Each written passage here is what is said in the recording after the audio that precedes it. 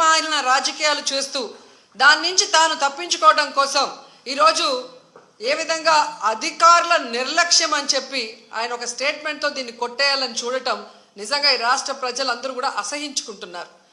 మధ్యాహ్నం 12కి మాకంటే ముందే ఉన్నారు బాబు అందులో. వాళ్ళు చూసి మేము కూడా వెళ్ళిపోయి అందులో కూర్చున్నాం. వాళ్ళు ఏమో అచ్చమానికి మొదలుట్టుకొని చెప్పేవారు బాబు 12 గంటలకు ఇప్పుతాం, 12 గంటలకు వదులుతాం అమ్మ, మీకు 5 గంటలకి టికెట్లు వస్తాయి, 5 గంటలకు టికెట్లు వస్తాయి అనేవారు. ఏదో వైర్లు కట్టుకుంటున్నారు బాబు. ఈ వైర్లు కట్టేటప్పటికి వెనకాల జనాలందరూ తలుపులు తీసేస్తున్నారని జనాలందరూ లేచేసారండి. లేచేసి గేటు తోసిపోసారు. ఇంక జనాలందరూ ఒకరి మీద ఒకరు నన్ను ఇలా నడువట్టుకొని చెయ్యి పట్టుకున్నాడండి. మరి ఇంక ఎలాగ జారిపోయింది, చెయ్యి జారగొడేసాడండి. మరి ఎలాగ పడిపోయాడో మనిషి. అతను చచ్చిపోయే వరకు 1 గంట వరకు నాకు తెలియలేదని అన్ని వెతుక్కుంటున్నాను. ఈ జనాలు ఎప్పుడైతే పడిపోయారో మళ్ళీ తలుపేసేసారండి. తలుపేసి లోపలగా ఉండిపోయాడు కోసి బాబా అబావి వస్తాలే అని ఫోన్లు చేస్తుంటే రింగ్ అవుతుంది తప్ప ఎత్తలేదు.